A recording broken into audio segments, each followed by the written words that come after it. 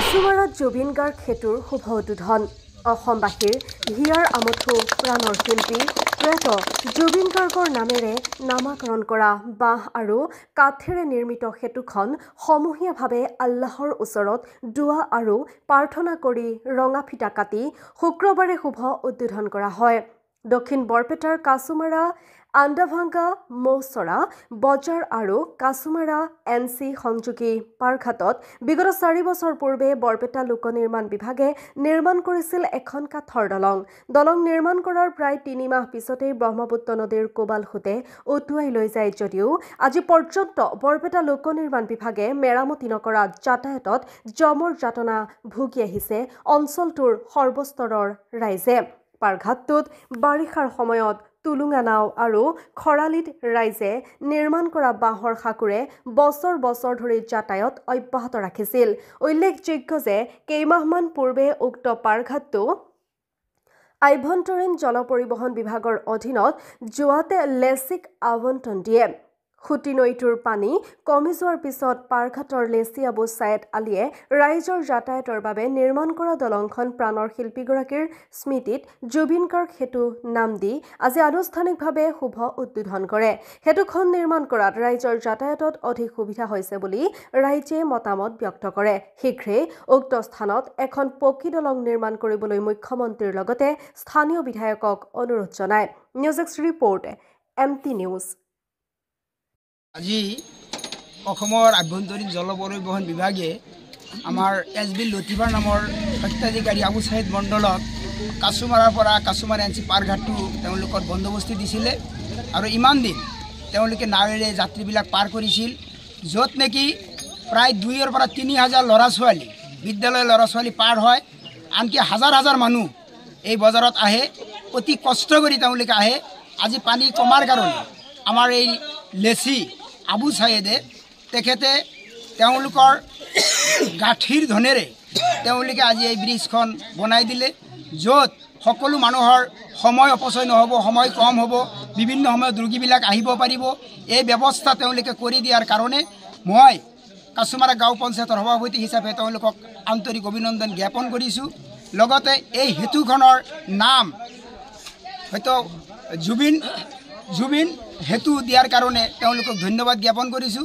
লগতে মই বিভাগীয় কৰ্তৃপক্ষ তথা অসমৰ মুখ্যমন্ত্ৰী মহোদয়ক বিনম্ৰভাৱে অনুৰোধ কৰিছোঁ যে ইমান দুৰ্গম ঠাই এটাত য'ত নেকি পকী ব্ৰিজৰ প্ৰয়োজন আছিল, আজি 3 পৰা 4 বছৰ হ'ল পকী ব্ৰিজ হ'ব বুলি কৈ আছে। গতিকে আমি আজি আপোনালোকৰ এই চেনেলৰ জৰিয়তে জনাব খোজোঁ অতি সোনকালে যাতে আমাৰ কাছুমাৰা পাৰঘাটত এখন পকী ব্ৰিজ হয়।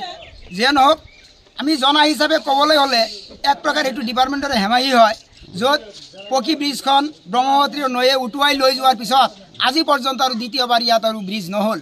গতিকে এইটো বিভাগৰ হেমাহি বুলিয়ে আমি ক'ম। আৰু আজি এই তৰফতে এই চাগতে কৈছোঁ যে অতি সোনকালে য'ত কাঠৰ ব্ৰিজ আছিল, কাঠৰ ব্ৰিজটোৰ পৰিৱৰ্তে অতি সোনকালে যাতে ইয়াত পকী ব্ৰিজৰ ব্যৱস্থা কৰে, এইখিনি বিভাগীয় কৰ্তৃপক্ষৰ প্ৰতি আমাৰ অনুৰোধ থাকিল। কাছুমাৰা আন্দামাজি পাৰ্কত আজি উদ্বোধনী হ'ল। আমি খুবেই আনন্দিত হৈছোঁ, কিয়নো ইমান আগতে নাও আছিল, আজিৰ পৰা নাও বন্ধ হ'ল। ইমান ভাল লাগিছে, মানে মই ভাষাৰে প্ৰকাশ কৰিব পৰা নাই এনেকুৱা এটা কাম তেখেতসকলে যে কৰিছে। মই তেখেতসকলক মই অন্তৰৰ পৰা মই ব্যক্তিগতভাৱে মই ধন্যবাদ জ্ঞাপন কৰিছোঁ। লগতে এই সেতুখনৰ নাম আমাৰ হাৰ্টবিট জুবিন গাৰ্গৰ নামেৰে সেতু নামেৰে উদ্বোধন আজি কৰিলে। খুবেই আনন্দিত, কিয়নো এই অঞ্চলৰ আমাৰ কাছুমাৰা আন্দাভাঙ্গা অঞ্চলৰ মানুহ মানে যাতায়াতৰ যিটা অসুবিধা আছিল, ধৰক মানে পেচেণ্ট এজন মেডিকেল লৈ আহিব লাগে, নাৱেৰে পাল হ'ব লাগে। নাও যদি এবাৰ আমি ফেল কৰিলে আধা ঘণ্টাৰ ওপৰত আমাৰ লাগিলে হয় বা আধা ঘণ্টাৰ ওপৰত লাগিলে হয়, কিন্তু এতিয়া মানে সেই বস্তুটো নিষ্পত্তি হৈছে। গতিকে আমি ডাইৰেক্ট যাব পাৰিম, 10 মিনিটতে আমি যাই মেডিকেল পাম। এতিয়া মই এই চেগতে আপোনালোকৰ জৰিয়তে মই অসমৰ মাননীয় মুখ্যমন্ত্ৰী ডাঙৰ লগতে আমাৰ চেঙা সমষ্টিৰ সন্মানীয় বিধায়ক আশ্ৰাফুল হুছেইন ডাঙৰীয়াক মই আহ্বান জনাইছোঁ যে অতি সোনকালে আমাৰ এইখন দলং বোধহয় ইতিমধ্যে চেংচন হৈছে, ইতিমধ্যে 2বাৰৰ টেণ্ডাৰো হৈছিল বোধহয় মোৰ জনামতে, কিন্তু আজিলৈকে দলংখন হৈ উঠা নাই।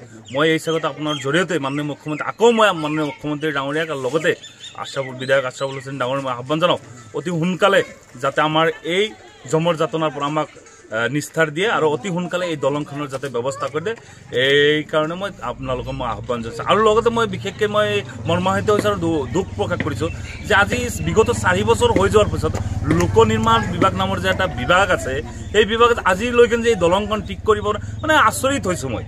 কথাটো মানে মই কেনেকুৱা এটা অনুভৱ কৰি আছোঁ যে আমাৰ এই অঞ্চলৰ মানুহ ইমান আমি পিছ পৰি আছোঁ, কিয় মানে ইমান পিছ পৰি আছোঁ, ইমান উন্নয়নৰ দিশে আমাৰ অসমখন আগুৱাই যাইছে। আমাৰ মাননীয় মুখ্যমন্ত্ৰী কৈ আছে যে বিকাশ অসম কোৱাৰ লগে লগেও তথাপিও আমাৰ এই অঞ্চলত এনেকুৱা দুৰ্গম অঞ্চলত আমি বসবাস কৰিছোঁ। এইটো বহুত দুখৰ কথা, দুখৰ বিষয়। গতিকে মই আকৌ মাননীয় মুখ্যমন্ত্ৰী ডাঙৰীয়াক মই আহ্বান জনাইছোঁ, আপুনি অতি সোনকালে আমাৰ এই দলংখনৰ ব্যৱস্থা কৰি দিব বুলি আমি আশাবাদী। ধন্যবাদ।